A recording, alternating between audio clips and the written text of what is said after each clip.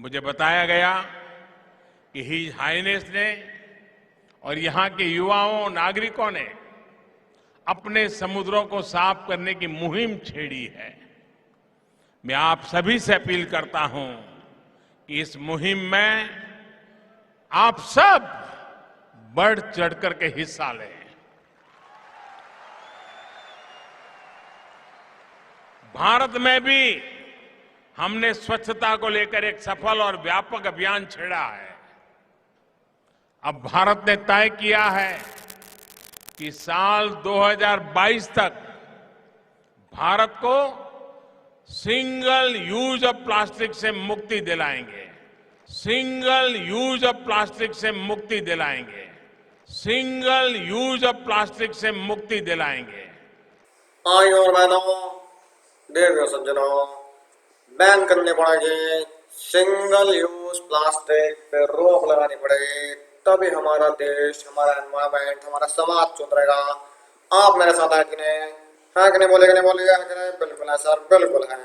जी हाँ दोस्तों, मोदी जी ने बोला कि नहीं बोला? बिल्कुल बोला कि प्लास्टिक के ऊपर रोक लगानी पड़ेगी, सिंगल यूज प्लास्टिक तो मुन्ना बैन करनी पड़ेगी। दोस्तों, ये अपनी नजरों से, मेरी नजरों से मत पढ़ो एक बिजनेसमैन की नजरों से, कंपनी की नजरों से। जैसे हमारे कोचिंग के पास नोएडा में एक कंपनी है सर, उस कंपनी का नाम है यूफ्लेक्स। ठीक है, रोज हम कोचिंग आते जाते हैं तो रास्ते में पड़ती है यूफ्लेक्स। ठीक है, नोएडा के जो बच्चे हैं वो देख ही रहे हैं, नोएडा ग्रेटर नोएडा के। ठीक है, बाकी जो बाहर के बच्चे हैं वो समझ जाए यूफ्लेक्स। अब ये जैसे ही भाषण दिया, ये जैसे ही स्पीच दी मोदी जी ने, घमासान मच गया प्लास्टिक इंडस्ट्री में। प्लास्टिक बनाने वाली कंपनी यूफ्लेक्स जैसी कंपनी में घमासान मच गया। सर हुआ क्या? डाउनफॉल आ गया उनके टर्नओवर में, उनकी पॉलिसीज में। रीजन, देश के प्रधानमंत्री अगर किसी चीज के ऊपर बैन लगाने की सोच रहे हैं, या उन्होंने वो निर्णय ले लिया है कि इसके ऊपर बैन लगाया जाएगा, एटलीस्ट सिंगल यूज प्लास्टिक पे तो बैन लगाया जाएगा, तभी हम आगे बढ़ पाएंगे एनवायरमेंट में। उसे बोला जाता है, ये यूफ्लेक्स कंपनी है, इसके बाहर का एनवायरमेंट, जो मोदी जी की स्पीच थी ये उनका एनवायरमेंट हुआ, इसे ही बोला जाता है यूफ्लेक्स का बिजनेस एनवायरमेंट। ठीक है, राइट। जैसे कि मोदी जी, गवर्नमेंट ने अगर कोई डिसीजन लिया तो ये पॉलिटिकल एनवायरमेंट हो गया। जो मोदी जी ने जो बोला मोदी जी ने जो बोला वो पॉलिटिकल एनवायरमेंट हो गया। ठीक है, राइट। यही एनवायरमेंट है। अगर हमारी सोच से ये चीज निकल के आई है कि हमने सोच लिया, भाई मैंने तो सोच लिया मैं प्लास्टिक का इस्तेमाल नहीं करूंगा, चाहे तू मुझे थोड़ा 2 रुपए 1 रुपए महंगा दे दे, मैं पेपर बैग ही यूज करूंगा, मैं कुछ भी हो जाए जूट बैग ही यूज करूंगा, प्लास्टिक ना लेने को भैया, मैं तो कतई नहीं लेना। ये हमारी सोच से डेवलप हुआ सोशल एनवायरमेंट हो गया, है कि नहीं बात? राइट। ऐसे ही इसके ऊपर बैंक्स ने लोन लेने, प्लास्टिक कंपनीज को बैंक ने क्या कर दिया, लोन लेने से मना कर दिया, इंटरेस्ट रेट हाई कर दिया कि प्लास्टिक कंपनी है तो लोन का इंटरेस्ट हाई होगा। तो ये भैया हो जाएगा हमारा इकोनॉमिक एनवायरमेंट। यानी हर एक बिजनेस, जैसे कि यूफ्लेक्स, हर एक बिजनेस अपने प्रोडक्ट के हिसाब से अपने एनवायरमेंट में लपेटा जाता है। मोदी जी ने जैसी बोला वो हो गया पॉलिटिकल एनवायरमेंट।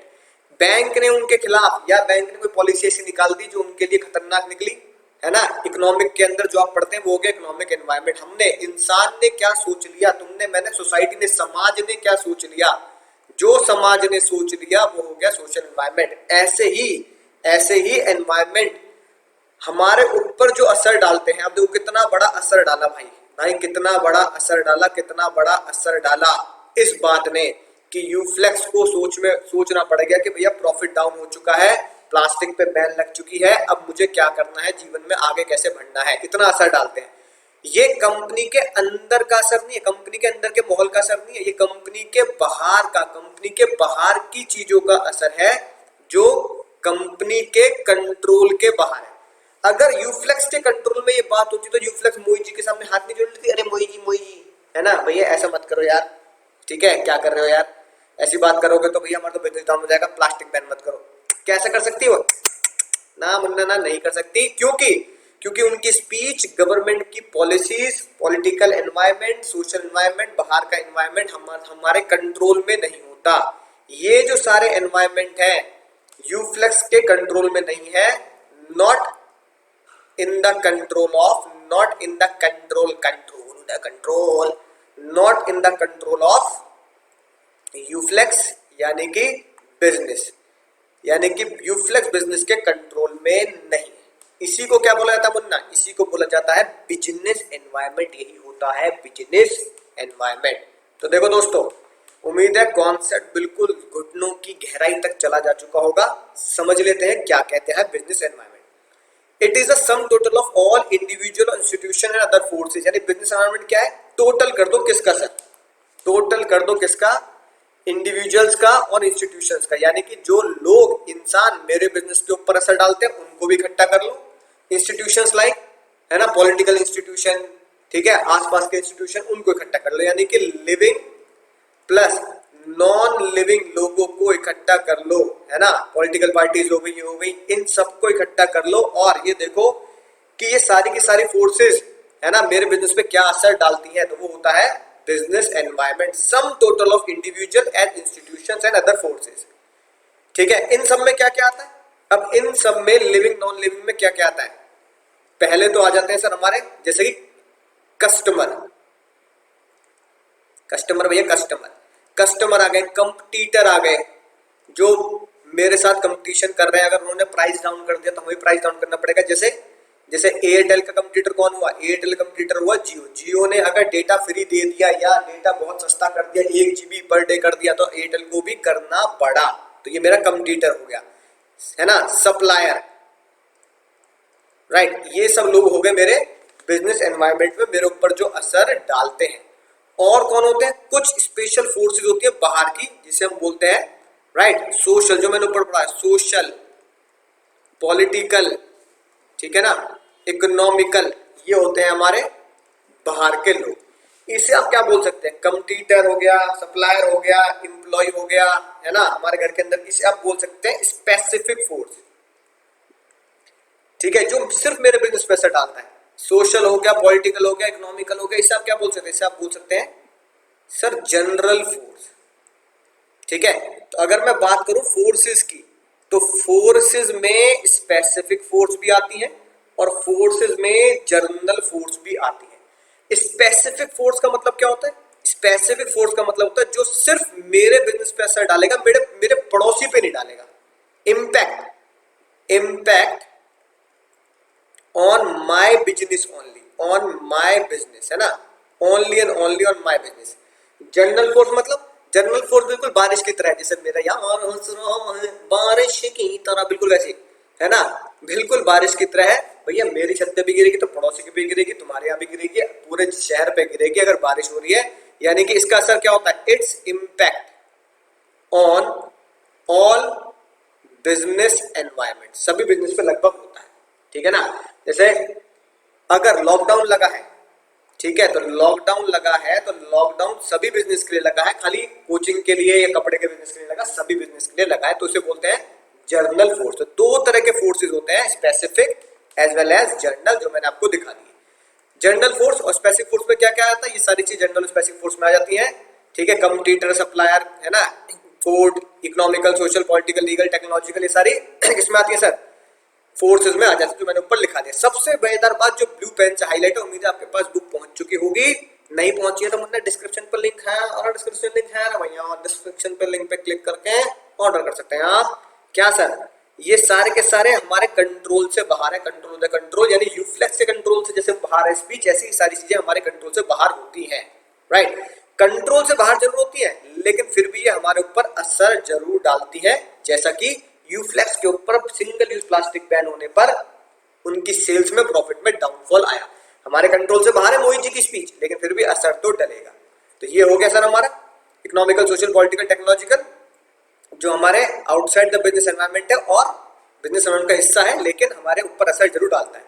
इंडिविजुअल कंज्यूमर कैसे? कंज्यूमर हो गया, कंपटीटर हो गया, मीडिया हो गया, कोर्ट हो गया, ये सब भी है ना आउटसाइड एनवायरनमेंट है, हमारे बिजनेस के बाहर है, लेकिन हमारे ऊपर असर बहुत बढ़िया तरीके से डालता है।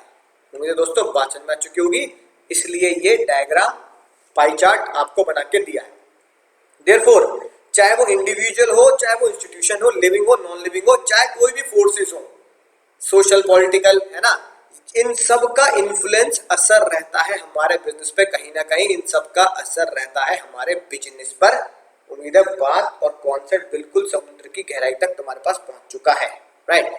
अब कुछ मैथ से प्यार करने वाले बच्चे, है ना, मैथ से मोहब्बत करने वाले बच्चे कुछ ऐसे कह सकते हैं, सर बिजनेस एनवायरनमेंट क्या होगा अगर मैं पूरे यूनिवर्स में से इक्वेशन, है ना, इक्वेशन क्या बनेगी सर, हमारी इक्वेशन बनेगी मैथ से मोहब्बत करने वाले बच्चों की, है ना, अगर मैं पूरे यूनिवर्स में से माइनस कर दूं अपने बिजनेस को, यूनिवर्स माइनस माय बिजनेस, जो बचेगा इजिकल टू जो बचेगा उसे बोला जाता है ना, सीधा एनवायरनमेंट देखता हूं, जो बोला उसे बोला था बिजनेस एनवायरनमेंट। क्या बोला था मुन्ना, बिजनेस एनवायरनमेंट। तो ये है उन लोगों से, उन बच्चों के लिए जो मैथ से मोहब्बत करते हैं, universe minus business is equal to environment, business environment. यानी कि ये चाकू है, लग गया तो हाथ कट जाता है जानी। U minus B, universe minus business is equal to environment. Note कर लेना, है कि नहीं बात। बोले सर मजा क्या, जल्दी बोल दो, इतनी घरें पढ़ा दी, मजा क्या, मजा यार तुम बोलते नहीं हो ना, इसलिए बस, इसलिए मुझे गुस्सा आता है। बोलो मजा क्या, और 1-2 लाख से कुछ नहीं होने का है, 1000 लाख चाहिए मुझे कम से कम, है कि नहीं बात। अब देखो सबसे पहले पढ़ते हैं सर जर्नल फोर्सेज। हमारे कोर्स में क्या है डिटेल में सर, हमारे कोर्स में जर्नल फोर्सेज है, ठीक है। हमें क्या पढ़ना है सर, हमें पढ़नी है जर्नल फोर्सेस, है ना, जर्नल फोर्सेस। तो आज हम पढ़ने वाले हैं जर्नल फोर्सेस में क्या क्या आता है। जर्नल फोर्सेस में खतरनाक चीज आती है, जिसे मैं नाम देता हूं, ये जैसे है ना, ये आदमी बस तकिए पे मुंह डाल के सो रहा तुम्हारी तरह, अरे एग्जाम बहुत दिन हो जाएंगे, है ना, है कि नहीं बात। तो इसलिए जर्नल फोर्सेस में फोर्सेस सारी सूती रहती हैं, इसलिए हमने इसे नाम दिया SL, क्या नाम दिया, SLEPT। सारी की सारी फोर्सेस, जिसे आप बोलते हैं डायमेंशंस, क्या बोल देंगे ऐसे, बिजनेस डायमेंशंस, एनवायरनमेंट की डायमेंशन, सारी डायमेंशन सो रही हैं, डायमेंशन सो रही है सर। एस से क्या बनेगा, लिख लो जल्दी, एस से सोशल एनवायरनमेंट, एल से लीगल एनवायरनमेंट, ई से इकोनॉमिकल एनवायरनमेंट, पी से पॉलिटिकल एनवायरनमेंट, और टी से टेक्नोलॉजिकल एनवायरनमेंट। तो मेरे दोस्तों बात समझ चुकी, मजा आ चुका सर, क्या बेहतर आपने कोड लिखवाया। आज क्या पढ़ने वाले सर, आज हम पढ़ेंगे इकोनॉमिक एनवायरनमेंट और सोशल एनवायरनमेंट, बहुत शानदार तरीके से राज की बात के साथ। तो दोस्तों सबसे पहले आता है इकोनॉमिक एनवायरनमेंट। बहुत सिंपल सी बात, तुमने जो अब तक पढ़ लिया 11th-12th में, चाहे कोई बात माइक्रो इकोनॉमिक की हो, चाहे कोई बात मैक्रो इकोनॉमिक की हो, जैसे मैक्रो बैंक वगैरह, आरबीआई वगैरह, माइक्रो इकोनॉमिक में डिमांड, सप्लाई, इनकम, ऐसी कोई भी बात तुम्हें क्वेश्चन में लिख के मिले, एमसीक्यू में लिख के मिले, केस स्टडी में लिख के मिले, बिना किसी टेंशन के लिख देना इकोनॉमिक एनवायरनमेंट।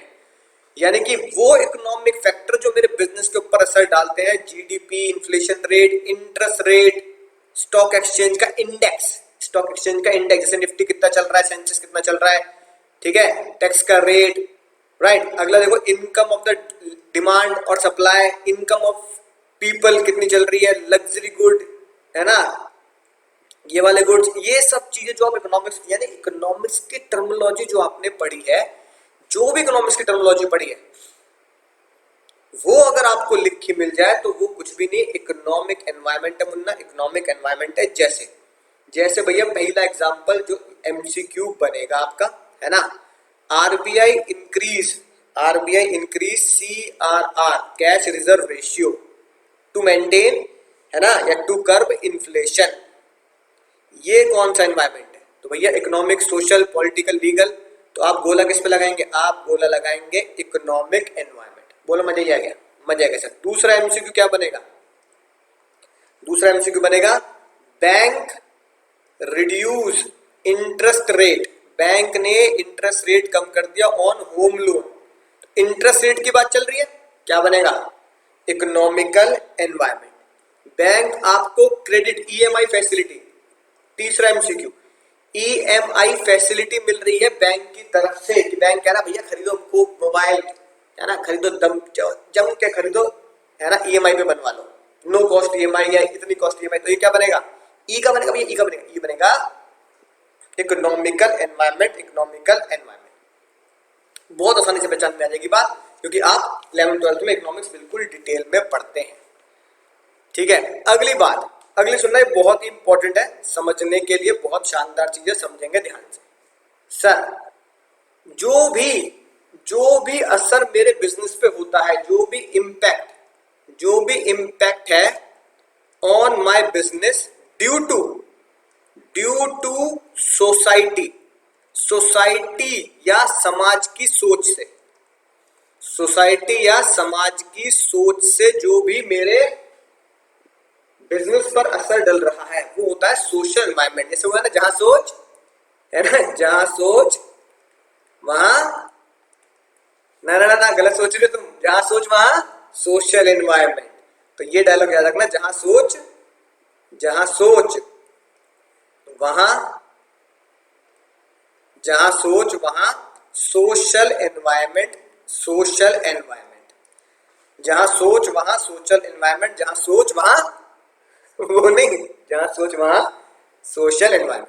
यानी कि सोशल एनवायरनमेंट जन्म लेता है तुम्हारी थिंकिंग से, समाज की सोच से। ठीक है ना, जो किस तरीके से डेवलप होती है? हमारे रीति रिवाजों से, ट्रेडिशन से। जैसे आप देखेंगे पहला एमसीक्यू, दिवाली के टाइम पर चॉकलेट्स की डिमांड, मिठाई की डिमांड, है ना, आप देखते होंगे भैया इंक्रीज हो जाती है, भैया मिठाई है भैया। हमारे पास जो घर के आसपास हलवाई है वो मिठाइयों की पूरी लाइन लगा लेते हैं, पूरा का पूरा मतलब लाइन बिछाकर, और कुछ बेचते ही नहीं। कैसे? सोच, हमारा कस्टम है दिवाली पे मिठाई खाएंगे भैया, हमारे ट्रेडिशन है चॉकलेट बटेंगी, केक कटेगा, सामने बटेगा, है कि नहीं बात? तो सोशल एनवायरनमेंट सोच से डेवलप है कि दिवाली पे मिठाइयां चलती है, हमारी सोच है। ठीक है ना, राइट। लोगों के दिमाग में क्या होता है? हमारा स्टैंडर्ड ऑफ लिविंग इंक्रीज होना चाहिए, एजुकेशन इंक्रीज होनी चाहिए, सोसाइटी में लड़कियों को पढ़ाना चाहिए, है कि नहीं बात? हायर एजुकेशन के लिए जाना चाहिए। ये हमारी सोच से डेवलप हुआ, है ना, कि फीमेल और मेल को बिल्कुल बराबरी का अधिकार। ठीक है ना, राइट। यानी अगर कंपनी के डायरेक्टर सीईओ बन सकते हैं तो फीमेल भी कंपनी की डायरेक्टर सीईओ बन सकती हैं। Education level of the girl child, ठीक है, ये सोच, एक नई सोच चली है हमारे समाज में जो बहुत अच्छी है, कोई दिक्कत नहीं है भैया, मुझे क्या होना है, मैं उसको पढ़ बात, यानी फिटनेस लेवल पे आना है। अब देखो, हेल्थ रिलेटेड फिटनेस, ये हमारी सोसाइटी ने सोचा, मूवीज देखकर, चाहे हॉलीवुड की हो बॉलीवुड की हो, ये हमारी सोच हुई कि भैया फिटनेस लेवल। तो पहले अखाड़े होते थे, अखाड़े समझ रहे हो ना, मतलब वर्जिश अखाड़ों में चलती थी। उसके बाद जिम कॉन्सेप्ट आ गया, तो तुम्हारे घर के आसपास देखो कम से कम 5-10 जिम तो तुम्हारे घर के आसपास तुम्हें दिख ही जाएंगे। तो लोगों के अंदर सोच है फिटनेस की, तो लोगों ने बोला कि भैया जिम जाएंगे, जिम। तो फिटनेस की वजह से जिम के बिजनेस पे असर हुआ। अब जिम के बिजनेस पे असर हुआ तो ऐसे थोड़ी चले जाओगे बरमूडा में निक्कर पहन के, है कि नहीं बात, टी शर्ट नहीं घर की पहन के, ना, जिम ट्रैक सूट, जिम का गेटअप लेंगे। इसकी वजह से किसके ऊपर असर हुआ? इसकी वजह से पॉजिटिव असर हुआ, पॉजिटिव असर हुआ, है ना, प्यूमा, एडिडास, नाइकी, यानी कि मुझे क्या चाहिए, जिम शूज चाहिए, मुझे जिम ट्रैक पैंट्स चाहिए, है ना, मुझे जिम वाली टी शर्ट चाहिए। फिर तो कई लोग बैंड, है ना, हाथ में बैंड पहन के भी आते हैं, राइट, जिम कैप, ठीक है, बैंड। और फिर सबसे ज्यादा जो लोग धनाधन जिम के बाद पिए चले जाते हैं प्रोटीन शेक, कि भैया प्रोटीन शेक पियेंगे, है कि नहीं बात। ये पॉजिटिव असर हुआ इन इंडस्ट्रीज के ऊपर जिम की वजह से, हेल्थ फिटनेस की वजह से, थोड़ा बहुत, है ना। फिर थोड़ा बहुत नुकसान हुआ किनको, भैया मैं जिम जा रहा हूँ, मैं ऑयली फूड नहीं खाऊंगा, तो ऑयल इंडस्ट्री को, है ना, चटपटी जो इंडस्ट्री है, चटपटी food industry, street food industry को थोड़ा नुकसान हो उन लोगों की वजह से जो जिम के लिए, है ना, बिल्कुल डेडिकेटेड रहते हैं। अब जिम वाले लोग क्या कहेंगे, भैया मैं आज के बाद सॉफ्ट ड्रिंक डाइट वाली पीऊंगा, 0 शुगर, जिम की बोतल आएंगी, बढ़िया फूड सप्लीमेंट आएंगे, ऑर्गेनिक फूड लूंगा। तो ये सोच, तो ये एग्जांपल है एक, इसको बोलते हैं इंटर रिलेटेडनेस। क्या बोलते हैं? सोच ही हमारे, है ना, दिमाग में असर डालती है, जिसकी वजह से हर एक बिजनेस इंटर रिलेट कर जाता है। इसे बोला जाता है इंटर रिलेटेडनेस। ये इंटर रिलेटेड है। एक सोच क्या डेवलप हुई, हेल्थ फिटनेस रखनी है हमें, उसकी वजह से क्या हुआ, उसकी वजह से ऑर्गेनिक फूड इंडस्ट्री बूस्ट हो गई, है ना, डाइट कोक बूस्ट हो गई, ठीक है, फूड सप्लीमेंट यानी कि जैसे प्रोटीन शेक, राइट, और हमारे मल्टीविटामिन, ये सारे क्या हो गए, बूस्ट अप हो गए। तो ये एक एग्जांपल हो गया। इस तरह की कोई भी चीज देखो तो सोशल एनवायरनमेंट में डालना। अगली बात देखो जो बहुत जरूरी बात मैं तुम्हें बताता हूं। अब भैया ये बात अगर मैं तुम्हें बताऊं तो ये बात मेरे घर से शुरू होती है, राइट, और रियल लाइफ एग्जांपल है वुमेन एम्पावरमेंट का। हमारा देश वुमेन एम्पावरमेंट की बात करता है। ओलंपिक में आप देखते ज्यादातर लड़कियां ही है ना खेल रत्न जीत रही हैं। उनमें से एक है जैसे सबसे बढ़िया, है ना, मेरी मदर, राइट। इसलिए बताता हूं ताकि तुम अपने अंदर ये जोश पैदा कर सको कि अगर कोई लेडी कर सकती तो आप भी कर सकते हैं। हमारे देश में क्या, हमारे देश का नारा आज भी 21वीं सदी में आज भी क्या चलता है, बेटी बचाओ बेटी पढ़ाओ। इसका मतलब क्या है, इसका मतलब ये आज भी इस समय, इस एडवांस टेक्नोलॉजी और इतने खुले दिमाग वाले समय में भी अगर हमें ये नारा देना पड़ रहा है कि बेटी बचाओ बेटी पढ़ाओ, यानी अभी भी हम कई सौ साल पीछे चल रहे हैं अपने जीवन में, कई सौ साल हमें ये लोगों को समझाना पड़ रहा है, ठीक है ना, ये समझाना पड़ रहा है पढ़ाओ भैया पढ़ाओ। ये कहानी शुरू होती है 1980 से पहले, जब मेरी मदर मात्र 2 साल की थी तो मेरे नाना जी यानी उनके पिताजी गुजर गए जब वो सिर्फ 2 साल की थी। समझ रहे हो बात, यानी कि पिताजी की कोई भी याद, कोई भी तस्वीर, मेमोरेबल तस्वीर याद उनके दिमाग में नहीं। 2 साल के बच्चों को क्या याद होगा मेरे पापा कैसे दिखते थे। फिर नानी जी हमारी अनपढ़, इलिटरेट, क्योंकि उस टाइम पे पढ़ाया कहाँ जाता था लेडीज को, ठीक है। मेरे मदर और मामा ये लोग 5 भाई बहन, और सबसे खतरनाक बात 5 में से जो मेरी नानी को हमेशा एक खुशी रही दिल में गुजरते टाइम कि 5 के 5 सक्सेसफुल गवर्नमेंट ऑफिसर, एक भी नहीं बिगड़ा। मामा मेरे पहले कारगिल युद्ध में शहीद हुए, कर्नल थे, कर्नल केपी गुप्ता कारगिल में शहीद हुए, देश के लिए जान दी कारगिल युद्ध में। दूसरे मामा इंडियन ऑयल कॉरपोरेशन में जनरल मैनेजर, हजारों लोग उनके अंडर काम करते हैं। मेरी एक बड़ी मौसी, ठीक है ना, गजेटेड ऑफिसर। छोटी वाली मौसी दिल्ली यूनिवर्सिटी में principal, Delhi university, Delhi schools में, दिल्ली गवर्नमेंट स्कूल्स में। अब बात आती है माता जी की मम्मी की, जो जानती थी, सबके सब भाई बहन जानते थे कि अपने पैरों पे खड़ा होना है तो कुछ ना कुछ तो करना पड़ेगा। क्या किया उन्होंने, स्पोर्ट्स खेले, वो ना archery, national state level archery champion, state level archery champion की वजह से उनको सरकार ने गवर्नमेंट जॉब दी, राइट। और गवर्नमेंट जॉब के बाद आज वो है गजेटेड ऑफिसर। एक बार ऑफिस में एक फाइल खो गई, किसी बंदे ने बोला कि फाइल खो गई, आपके ऊपर केस करूंगा। मम्मी ने सोचा केस करने के पैसे कहां से आएंगे अब वकील के, इस डर से उन्होंने LLB कर ली। Now she is a lawyer. 1994 में उन्हें एक ऐसी बीमारी हुई जो पूरे इंडिया में 2 ही जनों को हुई है, अमिताभ बच्चन और मेरी माता जी उषा अग्रवाल।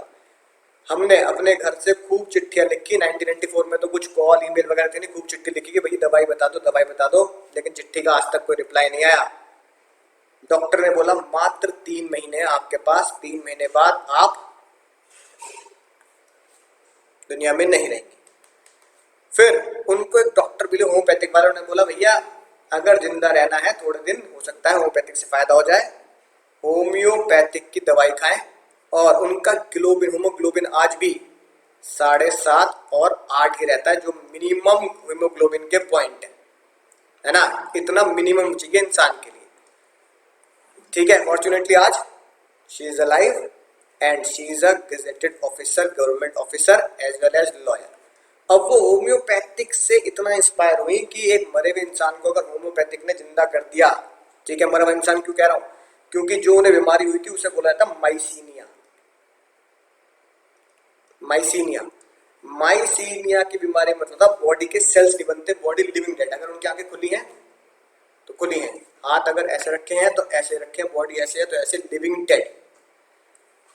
कई साल 20 साल दवाई खा रही हैं वो, होम्योपैथिक की आज भी चलती है। इतनी इंस्पायर हुई, she is a now homeopathic doctor. She is a doctor Usha Agrawal, homeopathic doctor. यानी कि क्या इंस्पिरेशन मिलती है? असली इंस्पिरेशन मुझे जो मिलती है, जो आपको भी मिलनी चाहिए, कि हमारा जो कंपटीशन है वो मेरे पड़ोसी से, मेरे क्लास से नहीं है। My competitor is my parents, यानी कि माय मदर। मैं खुद यही मानता हूं। क्यों भैया? पिताजी नहीं, फिर भी government gazetted officer, lawyer, doctor, national state level archery champ, एक लाइफ में इतना अचीव करना, जबकि कोई भी सपोर्ट नहीं था, पैसों का भी और इमोशंस का भी। ये बात आज नोट कर लेंगे सर, ये बात आज नोट कर लेंगे। मेरा असली कंपटीटर कौन है? ये आपके पड़ोस में बैठा हुआ दोस्त, स्कूल में बैठा हुआ दोस्त, कोई नहीं, सिर्फ ये ही आपका असली कंपटीटर है। जिस दिन आंख से आंख मिलाकर इनसे बोल दिया ना, यस मैंने इतना अचीव कर लिया जितना आपने अचीव कर लिया, उस दिन जिंदगी, आप उस दिन सक्सेसफुल कहला जाएंगे। You will be success at that time. और एक बात मेरी याद रखना, अगर किसी दिन भी गलती से आंख भी दिखा दी, अगर मम्मी को आंख भी दिखा दी, जोर से बोलना दूर की बात, आंख भी दिखा दी, उस दिन मेरी नजरों से, अपनी नजरों से तो गिरोगे, ऊपर वाले की नजरों से भी गिरोगे। क्योंकि जहां भगवान हर जगह नहीं होता, वहां हर जगह मम्मी होती है, माता जी होती है। क्योंकि ये कहावत बिल्कुल सही है, God can not be everywhere, therefore he made mother. तो भैया भगवान को अगर आंख दिखा दी, भगवान से अगर जोर से बोल गए, तो उस दिन ऊपर वाले की नजरों में गिर जाओ, जिंदगी में कभी सक्सेसफुल नहीं हो पाओगे। सक्सेसफुल होना है तो उनके पैर छुओ ना छुओ, उनकी रिस्पेक्ट और उनसे कंपटीशन हमेशा जिंदा रखना। ये मेरी बात याद रखना, ये सत्संग की बात आज याद रखना, राइट। इतना जिस दिन मैं अचीव कर लूंगा ना, उस दिन मैं बोलूंगा हाँ मैं सक्सेसफुल हूं, मैं सक्सेसफुल हूं। जो उन्होंने हासिल किया वो आपके नोट्स में, अब आ जाते हैं प्रसाद पे आ जाओ, पढ़ाई पे आ जाओ। वो आपके नोट्स में लिखा है कि भैया ये सोशल एनवायरनमेंट कहता है कि क्या करो, वुमेन की जॉब। इससे क्या होगा? इससे भैया कॉस्मेटिक इंडस्ट्री बढ़ेगी, भाई तैयार होके जाएंगे, है ना, लैपटॉप, इन सब चीजों की डिमांड बढ़ेगी, फॉर्मल ड्रेस की डिमांड बढ़ेगी, ऑर्गेनिक फूड या रेडीमेड फूड की डिमांड बढ़ेगी कि भैया हमें तो, है ना, यही फूड खाना, टाइम नहीं है ना बनाने का, है कि नहीं बात? तो सोचो, राइट। ये है बात हमारी सोशल एनवायरनमेंट की, जो हमारी सोच से डेवलप होती है। ठीक है, एलएलबी और डॉक्टरी पता कैसे की थी? सुबह 10 से 5 का ऑफिस, 6 से 9 की डॉक्टरी की क्लास या फिर एलएलबी की क्लास, 9 से 10 11 बजे तक घर का काम, डिनर, और 11 से 4 स्लीप। यानी मेरी मदर आज भी सिर्फ 5 घंटे की ही नींद लेती है बस। यानी उनकी बॉडी एक्सेप्ट कर चुकी है 5 घंटे की नींद बस, और 19 घंटे काम। आज भी वो इसी फैक्टर पे चलती हैं। रात को 11-12 बजे सोती हैं, 4-5 बजे उठ जाती है और बाकी पूरे दिन काम करती हैं। क्यों? क्योंकि उन्हें बचपन से एक ही चीज दिमाग में डाली गई है, जिम्मेदारी, रिस्पॉन्सिबिलिटी ऑफ फैमिली, रिस्पॉन्सिबिलिटी। यही यही यही यही मेरी मदर आज बोलती है, जिस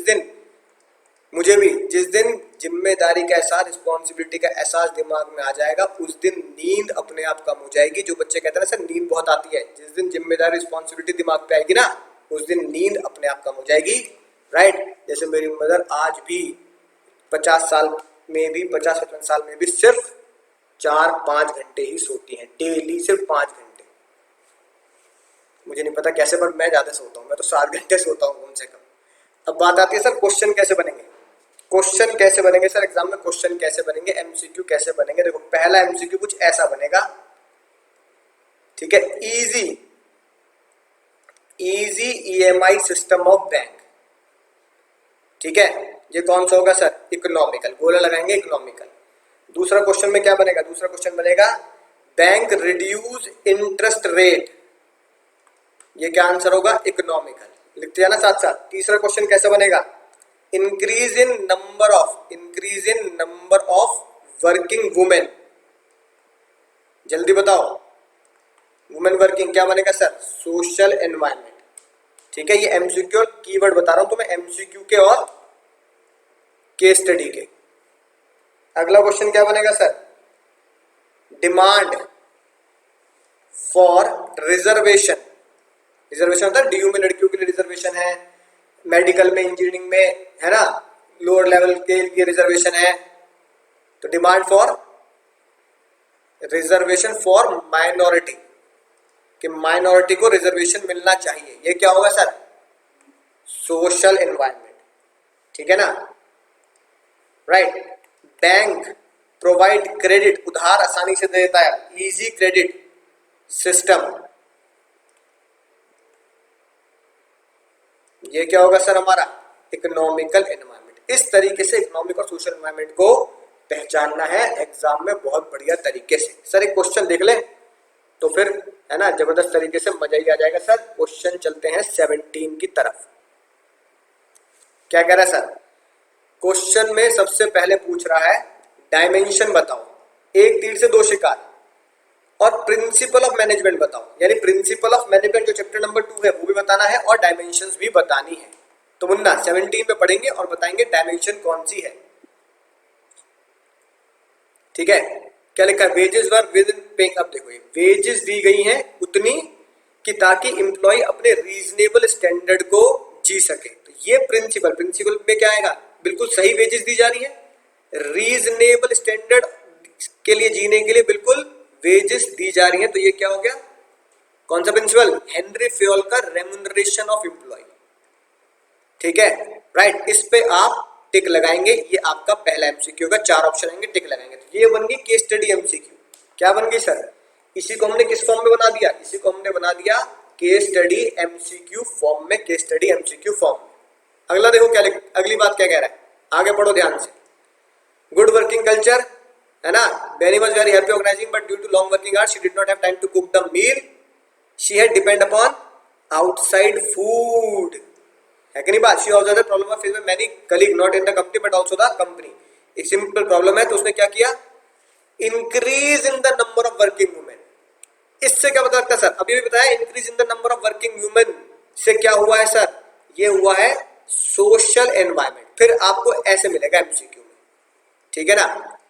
this line shows economical environment, social environment, technological environment, political environment. किस पे गोला लगाएंगे सर, किस पे गोला लगाएंगे, गोला लगाएंगे सोशल एनवायरनमेंट पे, सोशल एनवायरनमेंट पे, ठीक है। जो किससे बनता है, जो हमारा कस्टम से, ट्रेडिशन से, वैल्यू से, सोसाइटी से जनरेट होता है। तो दोस्तों बात समझ में आ चुकी होगी। येलो पेन से जो हाईलाइट है ये है फेयर रेम्यूनरेशन और increase in the number of working women, जो मैंने माता जी कहानी सुनाई तुम्हें, ये है हमारा सोशल एनवायरनमेंट। उम्मीद है बात समझ में आ चुकी होगी, कीवर्ड भी समझ में आ चुके होंगे, कैसा क्वेश्चन आएगा एग्जाम में, केस स्टडी एमसीक्यू वो भी समझ में आ चुका होगा। जो मैंने हाईलाइट किया उस पर फोकस करेंगे। ऐसे ही इसी लाइन से आप पहचान पाएंगे कि कौन सा एनवायरनमेंट है, कौन सा प्रिंसिपल है। उम्मीद है सत्संग की बात ध्यान रखोगे, मम्मी की बात इंस्पिरेशन में लोगे और ये बात समझोगे कि मेरा कंप्यूटर मेरे पड़ोस से, मेरे स्कूल से नहीं है, मेरा कंप्यूटर मेरे माँ बाप से है, माता जी से है, जिस दिन उनके पास लेवल तक पहुंच जाऊंगा उस दिन मैं अपनी नजरों में, दुनिया की नजरों में, घर वालों की नजरों में सक्सेसफुल हो जाऊंगा।